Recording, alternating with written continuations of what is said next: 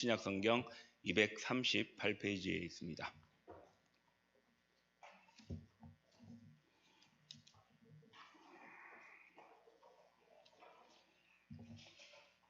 신약 성경 238페이지 로마서 1장 1절에서 7절까지 말씀입니다. 로마서 1장 1절에서 7절까지 말씀 저와 여러분이 한 절씩 교독하시고 마지막 7절은 함께 낭독하겠습니다. 하나님의 말씀입니다.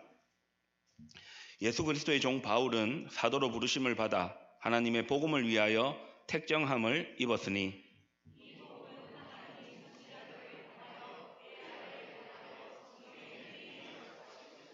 그의 아들에 관하여 말하면 육신으로는 다윗의 혈통에서 나셨고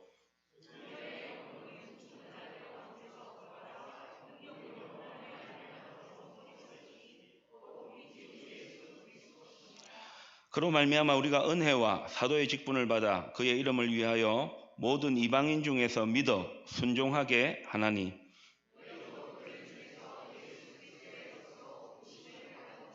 같이 읽겠습니다. 로마에서 하나님의 사랑하심을 받고 성도로 부르심을 받은 모든 자에게 하나님 우리 아버지와 주 예수 그리스도로부터 은혜와 평강이 있기를 원하노라. 아멘. 하나님 아버지, 우리를 보고 계신 것처럼 사랑하는 교우들이 오늘도 다른 곳에 가지 아니하고 예배의 자리에 나왔습니다. 염려와 걱정과 두려움은 하나님께서 다 맡아주시고 하늘로부터 오는 위로와 은혜와 평강을 허락하여 주시옵소서. 한 번밖에 없는 우리의 인생이지만 우리 인생의 주인은 우리 주 예수님이심을 고백합니다. 오늘도 하나님의 말씀을 통해 그 은혜를 깨닫게 하시고 살아갈 힘, 하나님의 뜻을 이루며 살아갈 능력을 말씀을 통해 우리 가운데 역사하여 주시옵소서. 예수님의 이름으로 기도드립니다. 아멘. 오늘 설교 제목이 주인입니다. 여러분은 주인이라는 단어를 들으면 어떤 생각이 드십니까? 사람마다 차이가 있겠지만 보편적으로 이 주인이라는 단어는 긍정적인 이미지보다 조금은 부정적인 이미지가 아마 더 생각나지 않을까 그런 생각을 해봅니다. 왜냐하면 주인은 이게 내 소유다 그런 생각들 때문에 이 소유에 대해서 자기 마음대로 하거나 또 실제로 그런 경우를 우리가 경험하기도 하고 우리가 그렇게 하기도 하기 때문입니다. 하지만 모든 주인이 다 그런 것은 아닙니다.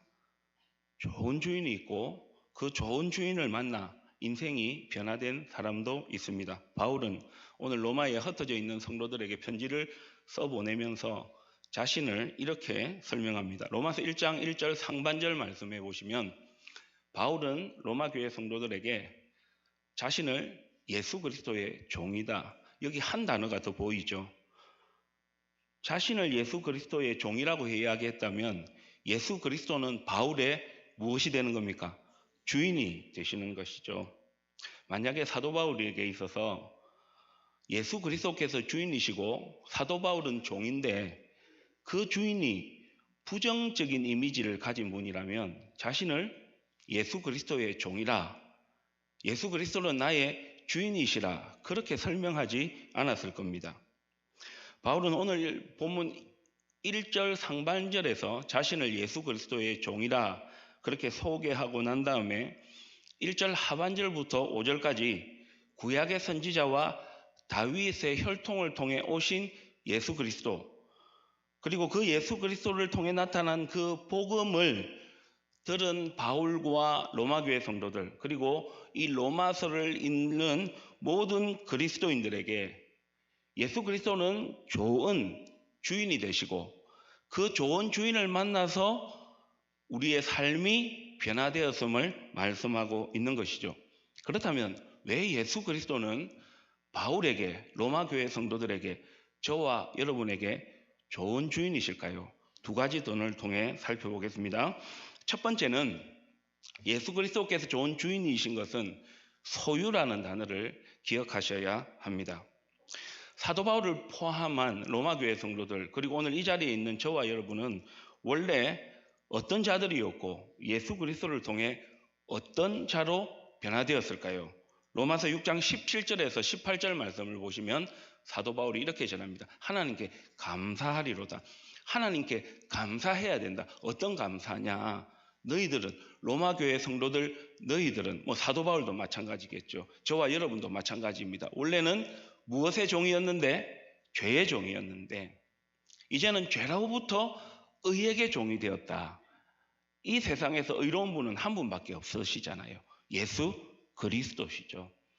죄의 종에서 예수 그리스도의 종이 되었다. 그래서 예수 그리스도는 주인이시고 우리는 예수 그리스도의 종이 되었다. 그것을 하나님께 감사해야 된다. 사도 바울이 로마 교회 성도들에게 전하고 있습니다. 죄의 종이 아니라 의의 종이 되었다. 예수 그리스도의 종이 되었다. 예수 그리스도는 우리의 주인이시다. 어떻게 이런 일이 일어났는지 우리는 이 땅에 오신 예수 그리스도께서 십자가에서 죽으시면서 하신 말씀을 통해 확인해 볼 수가 있습니다.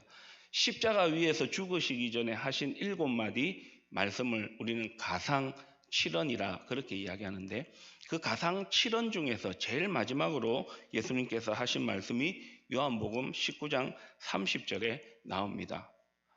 예수님께서 신포도주를 받으신 후에 이르시되 다 이루었다 하시고 머리를 숙이니 영혼이 떠나가시니라. 여기서 다 이루었다는 것은 예수님께서 이 땅에 오셔서 하셔야 될 사명을 다 감당하셨다.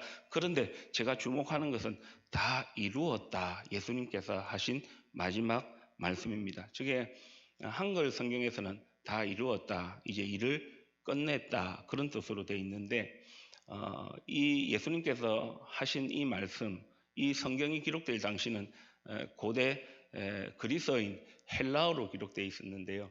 그 다 이루었다라는 헬라어의 원단은 테텔레스타이 그런 의미가 있습니다.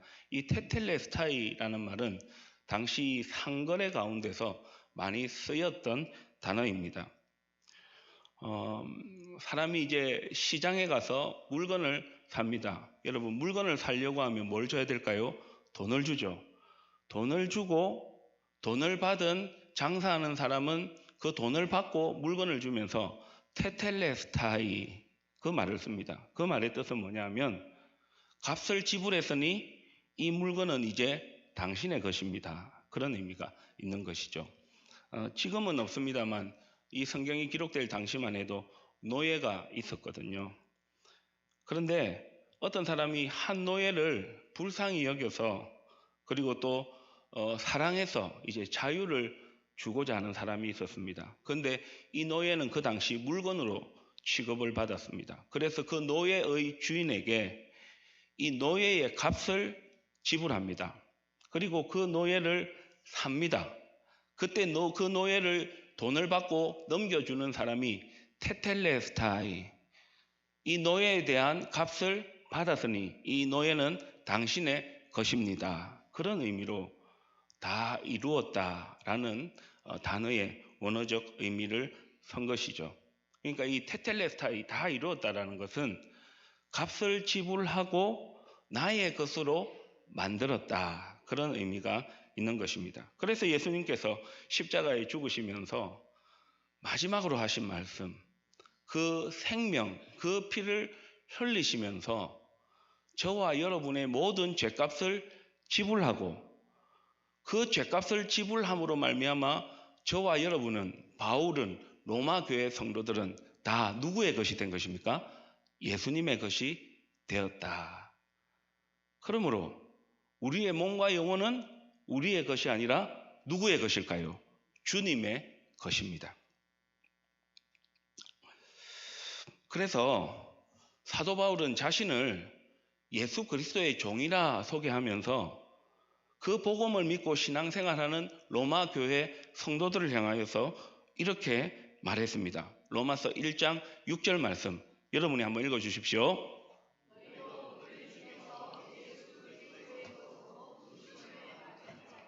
예수 그리스도의 것이다. 사도 바울이 예수 그리스도의 종이라고 자신을 소개한 것과 같은 말이 예수 그리스도의 것, 예수 그리스도의 소유가 되었다.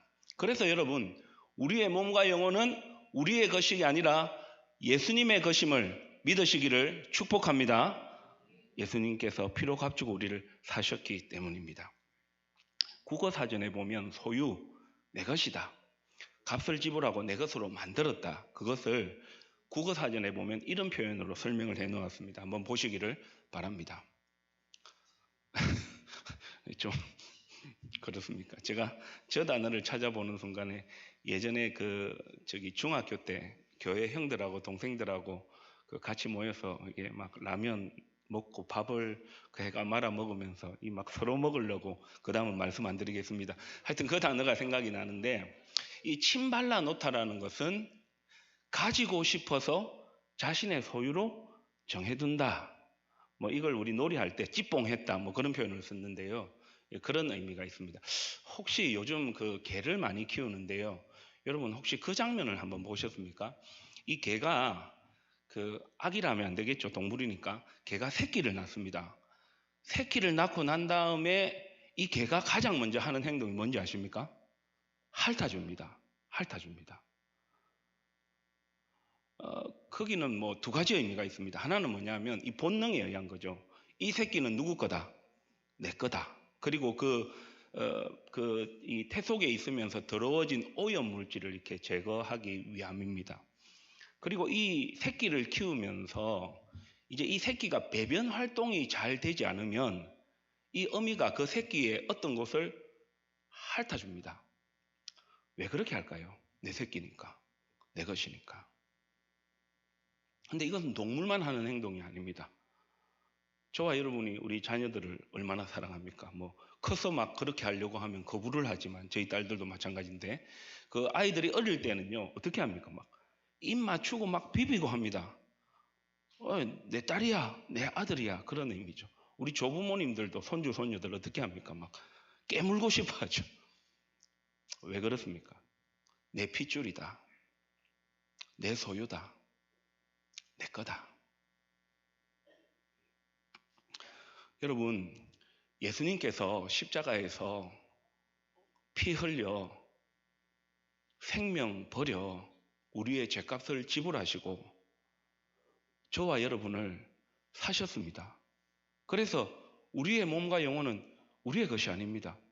우리의 인생도 우리의 삶도 다 주님의 것입니다. 그런데 이것을 놓치고 살면 내 몸과 영혼, 내 인생의 주인이 우리 예수님이시다, 이 신앙 고백을 놓치고 살면 두 가지 증상이 나타납니다. 첫 번째로 잘 되잖아요. 교만해집니다. 두 번째로 내가 내 인생의 주인이다, 내 몸과 내 영혼은 나의 것이다. 그런데 생각대로 안 됩니다. 그럼 어떻게 됩니까? 실망합니다. 낙심합니다. 불평합니다. 절망합니다. 탓합니다. 자기를 넘어서서 부모님을 탓하고 자기를 넘어서서. 근데 여러분, 저를 한번 따라서 해보시겠습니까? 나는 이 세상에서 하나밖에 없는 소중한 존재다. 믿으십니까? 예. 그 고백이 있어야 내 몸과 내 영혼이 우리 주 예수님의 것이고 그 예수님께서 생명과 피값으로 사셨다는 이 신앙 고백이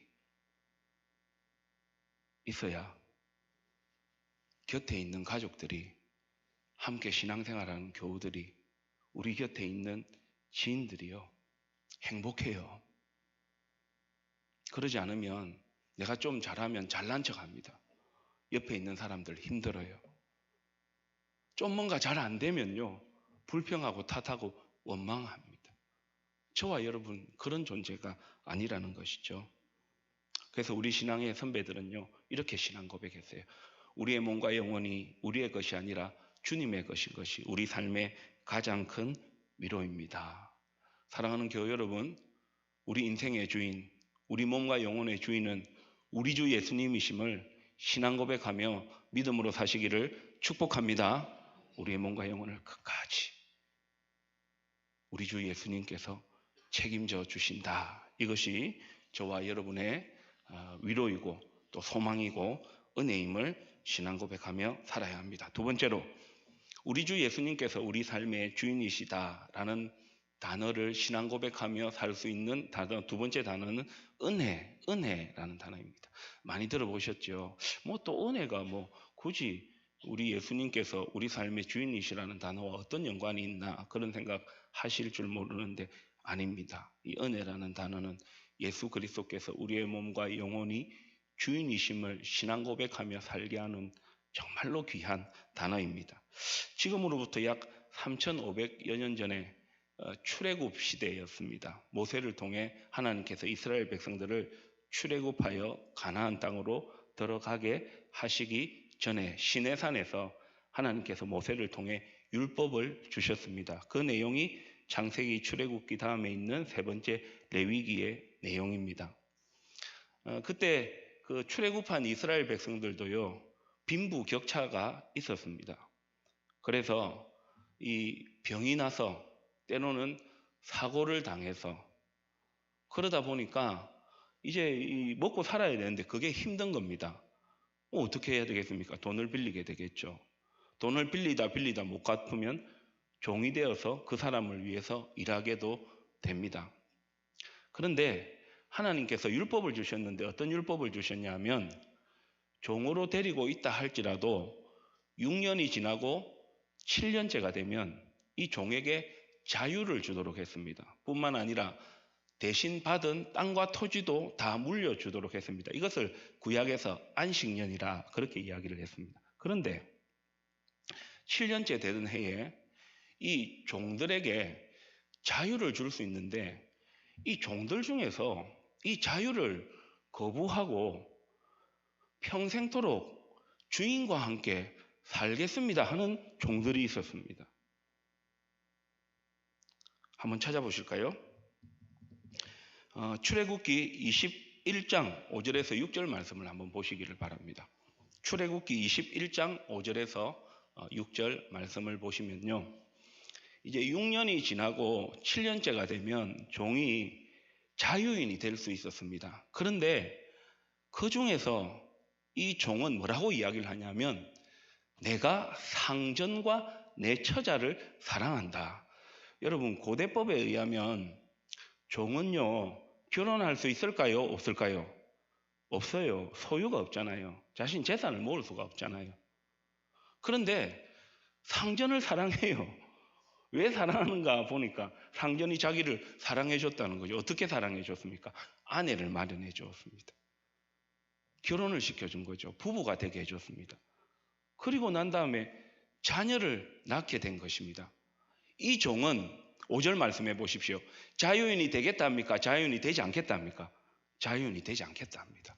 그러면 어떻게 하냐면 이 주인이 그 종을 데리고 재판장에게 갑니다. 오늘날로 이야기하면 법원이죠. 법원에 가서 뭔가 문설주 앞에 딱 데리고 가가지고 그의 그 귀를 뚫습니다. 오늘 귀걸이 하고 오신 분 있으시죠? 이것은 뭐 지금은 이제 뭐 이렇게 그 액세서리 이쁘게 보이기 위한 액세서리였는데 이때 당시에 그 귀를 뚫는다는 것은 평생토록 내가 당신의 종이 되겠습니다. 그런 의미를 담고 있습니다. 자유가 주어졌잖아요. 자유가 주어졌으니 이제 자기 마음껏 이제 종이 아닌 겁니다. 살 수 있는 겁니다. 그런데 이 종은 상전이 6년 동안 데리고 있는 동안 이 주인이 종에게 너무 잘해준 거예요.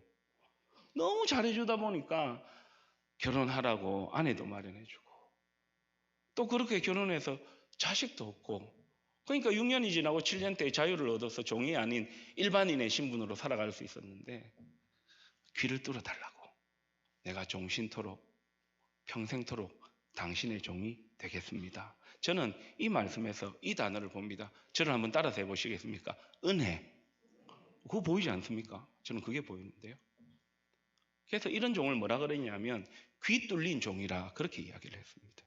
주인의 은혜를 알아서 자신이 종으로 팔려왔지만 나를 사랑하고 나를 소중히 여기고 나를 생각하는 그 주인 밑에서 평생토록 종으로 살겠습니다. 귀 뚫린 종, 은혜. 본문의 사도 바울이 귀 뚫린 종과 같았습니다. 빌립보서 3장 사도행전 22장에 보면은 사도 바울이 자신을 소개하면서 이렇게 소개를 합니다. 나는 태어난 지 8일 만에 할례를 받았고 율법을 잘 알고 있는 사람입니다. 가말리엘이라는 당대 최고의 율법학자 밑에서 교육을 받았기에 최고의 학력을 가졌습니다. 이스라엘 사람이지만 우리 선조가 국가를 위해서 공을 세우고 재산이 많고 권력이 있었기 때문에 나는 태어날 때부터 로마 시민권을 가지고 태어났습니다. 좋은 가문을 가지고. 뿐만 아니라 이제 정치적인 권력을 누리기 위해서 당시 예수님 믿는 사람들을 잡아 죽이고 가두는 일에 앞장서면서 성공 가도를 달리던 사람이었습니다. 그런데 그가 다메섹에서 자신을 찾아오신 예수님을 만납니다. 그때 이름은 사울이었거든요. 사울아, 사울아. 그 예수님을 만나고 나서 이 바울은 자신의 그 가문, 학력, 그리고 자신의 그 로마 시민권 가지고 있었던 그런 모든 것들을 다 배설물로 여기고 자신의 인생의 참 주인이신 예수님을 위해서 자신이 종이 되겠다고 합니다. 예수님께서 시켜서 그런 것이 아닙니다. 자신의 인생의 참 주인이신 예수님을 만나고 나니까 무엇이 중요한지 알겠더라는 거죠. 그러면서 사도 바울이 그 은혜를 기억하면서 갈라디아 교회 성도들에게 이런 표현을 했습니다. 갈라디아서 6장 17절에서 11절 말씀을 보십시오. 내가 내 몸에 예수의 흔적을 지니고 있느라. 저기 흔적이라는 단어는 그때 당시언어로 스티그마라고 했는데요. 스티그마라는 것은 뭐냐면 이 귀를 뚫기도 했었던 것은 구약의 그 이스라엘의 제도였고 그 당시 로마가 지배했던 당시에 저 흔적 스티그마라는 단어는 뭐냐면 제가 책을 보니까 로마 시대 당시에 3분의 1이 종이었다고 합니다. 이상이. 그런데 이 로마 시대 때의 그 종은 이 자신의 종이라는 표식을 내기 위해서 이 인두를 찢어가지고 거기 몸에다가 이렇게 지진다고 합니다. 그 단어가 흔적이라는 단어입니다. 스티그마라는 단어입니다. 사도 바울은 예수님을 만나고 자신이 살았던 삶의 모습들을 하나님 앞에 회개하고 자신의 자랑과 자신의 학문과 자신의 가문과 자신의 그 출세를 목표로 살았던 삶에 그 예수님이 주인이 되시니 그 예수님의 흔적을 자기 마음에 새기고 자신의 삶에 새기고 난 다음에 이제 그 예수님의 은혜를 감사하면서 그 예수님을 내 인생의 주인으로 모시고 그 예수님께서 기뻐하시는 삶을 위해서 복음을 전하고 교회를 세우고 주인 되신 예수님을 닮아가고 주인 되신 예수님을 따라 살게 되었다 하는 것을 갈라디아 교회 성도들에게 전한 것이죠. 그래서 고린도후서 11장 23절에서 27절에 보면 이 예수의 흔적 십자가와 부활을 가지고 사도로서의 사명을 감당합니다. 배고프고 헐벗고 굶주리고 쫓겨다니고 강을 건너고 매를 맞고 그 위기 가운데서도 이 사도 바울은 예수 그리스도를 주인이라 신앙 고백하면서 그 예수의 흔적을 마음에 새기고 귀 뚫린 종이 되어서 그 예수님을 닮아가고 그 예수님의 복음을 위해서 한 번밖에 없는 자신의 인생을 예수님께서 기뻐하시는 삶을 위해 살았다 하는 것이죠. 그러면서 사도 바울이 내가 귀 뚫린 종으로 스티그마 예수의 흔적을 내가 가졌다라고 신앙 고백하면서 나타내었던 단어가 은혜라는 단어라고 말씀을 드렸는데요. 고린도 교회 성도들에게 참 주인이신 예수님을 만나고 자신의 삶이 변화된 것을 이렇게 표현했죠. 고린도전서 15장 10절 말씀은 같이 한번 읽겠습니다. 그러나 내가 나된 것은 하나님의 은혜로 된 것이니 내게 주신 그의 은혜가 헛되지 아니하여 내가 모든 사도보다 더 많이 수고하였으나 내가 한 것이 아니요 오직 나와 함께 하신 하나님의 은혜로라. 귀 뚫린 종으로 스티그마 예수 그리스도의 그 흔적을 새기며 그 예수님께서 내 삶의 주인이 되셔서 나의 삶의 모든 것을 그 예수님을 위해 헌신하고 수고하고 했던 모든 것들이 다 하나님의 은혜였다. 은혜였다. 자기 자랑하지 않잖아요. 낙심하고 원망하고 불평하지 않잖아요. 하나님의 은혜라고. 사랑하는 교회 여러분, 우리의 몸과 영혼이 우리 예수님의 것이고 귀뚫린 종으로 그 예수님의 흔적을 우리가 지닌 자로서 그 예수님을 닮아가고 그 예수님께서 기뻐하시는 삶을 사도 바울과는 다르지만 우리의 가정에서 가족들과 더불어 우리 교회에서 성도들과 더불어 이 어지럽고 혼란한 시대, 이게 맞다 저게 맞다 하는 시대 가운데서 그 예수님이 내 삶의 주인이 되시고 우리 가정의 주인이 되시고 우리 교회의 주인이 되시고 이 나라의 주인이 되시고 그 신앙 고백으로 살아가는 은혜가 있기를 주님의 이름으로 축복합니다. 불편한 건 별로 후회하지 않을 것 같아요. 제가 설교를 준비하면서 생각을 해봤거든요. 사도 바울 불편했을 거예요. 귀뚫린 종으로 살아가는 거, 예수 그리스도의 흔적을 지니며 살아가는 거, 이까지 올라오지만 참아야 했고 예수님께서 기뻐하시는 그 복음을 위해서 살아야 했고, 저와 여러분은 목회자, 저는 목회자네요. 여러분들은 목회자는 아니지만 직분자로 가정에서 부모님으로 어른으로 이 땅 가운데서 하나님께서 주신 사명을 따라 살아갈 때에 아마 시간이 지났을 때에 불편한 것은 별로 후회가 안 될 거예요. 그러나 그 불편함을 감수하면서 주님을 닮아가고 그 주님께서 맡기신 그 뜻을 따라서 살지 못했던 그 삶은 후회가 될 것 같아요.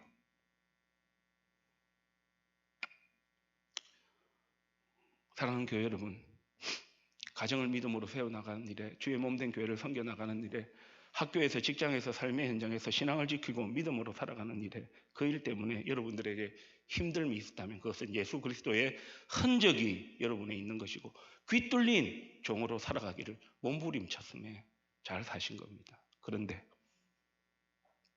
불편해서 하기 싫어서 예수 그리스도의 종이 아닌 내가 주인이 되어서 세상의 것을 주인으로 삼고 살아서 그렇게 살아가는 삶의 모습들 가운데서 여러분들은 분명히 아마 후회하실 거고 후회가 있으실 겁니다. 바라옵기는 저와 여러분이 예수 그리스도의 종으로서 우리를 소유 삼아 주신 그 주님, 그 은혜를 생각하며 귀뚫린 종으로 예수 그리스도의 흔적을 지닌 자로 가정과 교회와 삶의 현장에서 주님의 기쁨이 되고 주님의 뜻을 이루는 은혜의 사람이 되시기를 주님의 이름으로 축복합니다.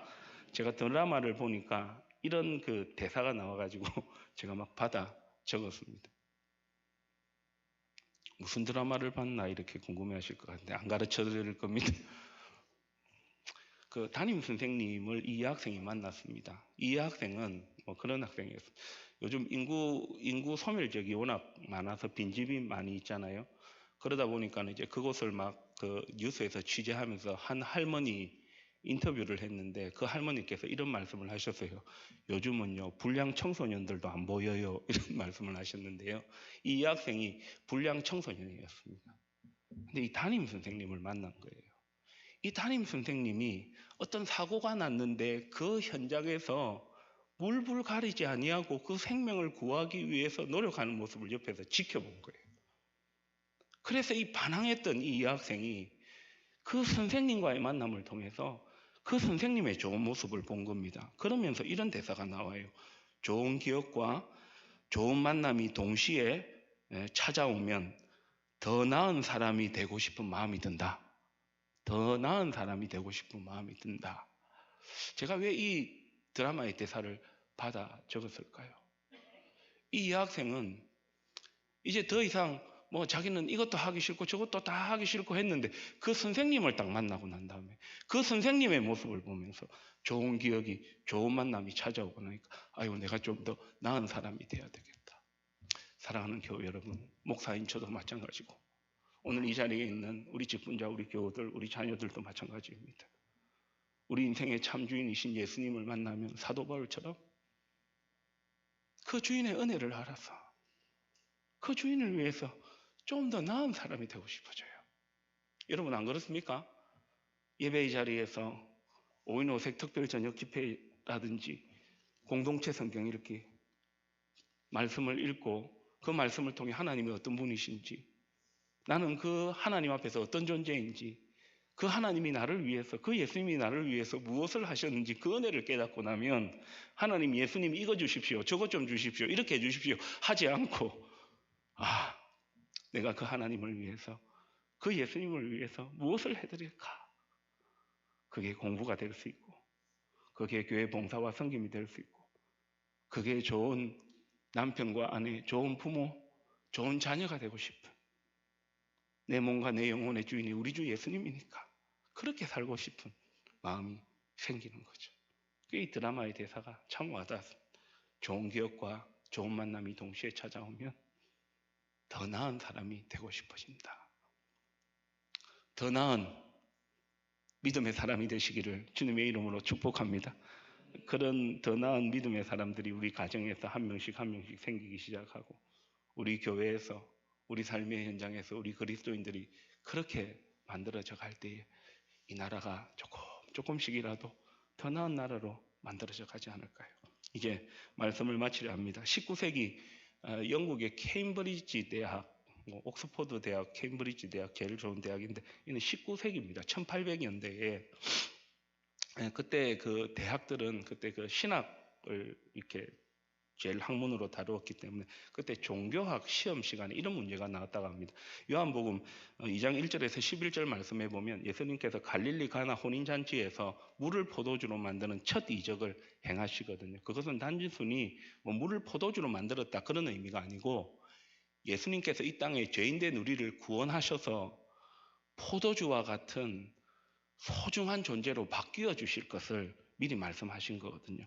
아마 이런 의도를 가지고 이 문제를 내었던 것 같아요. 그 시험의 문제가 이것이었습니다. 물을 포도주로 바꾼 예수님의 기적에 대해서 논해라. 이 문제가 출제되었는데 한 학생이 이 문제를 놓고 고민하다가 이제 시험이 얼마 끝나기 전에 딱 한 문장을 적어서 제출하고 나왔다 합니다. 그 한 문장이 화면에 나올 겁니다. 한번 보십시오. 물이 그 주인을 만나니 얼굴을 붉히더라. 이해하시죠? 물이 뭐로 변했다는 겁니까? 포도주로 변했다는 거죠. 이게 예수님의 기적이라는 겁니다. 이게 단순히 그 손 씻고 발 씻는 그 항아리에 물이 포도주가 되어서 잔치의 흐름이 흐름이 끊이지 않고 했다, 그것을 보여주신 것이 아니라 예수님께서 이 땅에 오셔서 허들의 물과 같은 우리 인생을 포도주와 같은 귀한 인생으로 바꾸어 주심을 보여주시는 거거든요. 그래서 이걸 한 문장으로 물이 그 주인을 만나니 얼굴을 붉히더라, 그것으로. 그래서 이게 이제 조금 애매한 그런 것들이 있습니다만, 이 사람을 그 영국의 낭파 신이었던 조지 거던 바이런이었을 것이다. 바이런 신 한번 들어보셨을 겁니다. 뭐 그렇게 이야기하기도 합니다. 어쨌든 그 내용을 그렇게 잘 해석했다라는 것이 저는 마음에 참 많이 와닿았습니다. 허들의 물이 포도주와 같은 귀한 것으로 바뀌는 것처럼 저와 여러분의 인생의 주인이 신체와 외모와 경제적 여건과 뭐 지능과 모든 것이 다 달라도 우리를 포도주같이 귀히 여기시는 그 예수님, 그 예수님이 내 인생의 주인인 것을 믿음으로 고백하며 사시기를 주님의 이름으로 축복합니다. 그래서 우리가 예수 그리스도의 종이요, 그 예수 그리스도께서 주인이시라는 사도 바울의 고백, 로마 교회 성도들의 고백, 저와 여러분의 고백은 소유 너는 내 것이라, 생명과 피값으로 우리를 사셔서 우리의 몸과 영혼은 우리 주님의 것이다. 얼마나 우리에게 위로가 되고 소망이 되는 겁니다. 거기서 그치지 아니하고 은혜가 있다. 귀 뚫린 종, 예수의 흔적, 스티그마가 우리 안에 있어서 그 주인의 은혜를 감사하면서 그 주인을 닮아가고 그 주인의 기쁨이 되는 은혜의 삶을 살아가는 것. 여러분, 그런 삶을 사시기를 축복합니다. 그런 의미에서 공동체 성경 읽기는 참 중요합니다. 저도 한 15분에서 20분 그래 길게 하지 않습니다. 말씀을 펼칠 때마다, 그 말씀을 읽을 때마다 하나님이, 예수님이, 성령님이 내 삶의 주인이시고 그분이 어떤 분이시고 나를 위해서 어떤 일을 하셨는지, 그래서 내가 어떻게 살아야 할지 그분에 대해서 적어보고 기도의 제목도 적어보고 감사의 제목도 적어보다 보면 우리 가족을 위한 기도가 나오고 교회를 위한 기도가 나오고 내가 어떻게 살 것인가에 대한 기도가 나옵니다. 오인오색 특별 저녁 집회는 올해 주제는 오직 믿음입니다. 믿음이 무엇입니까? 하나님께서, 예수님께서, 성령님께서 내 삶의 주인이시고 그 주인 대신 그 주인께서 우리에게 베풀어 주신 은혜가 무엇인지를 깨닫고 알게 될 때에 우리의 영혼이, 우리의 육체가 회복되어지고 그 은혜로 우리는 또 힘을 내어서 믿음의 여정을 달려가게 될 것입니다.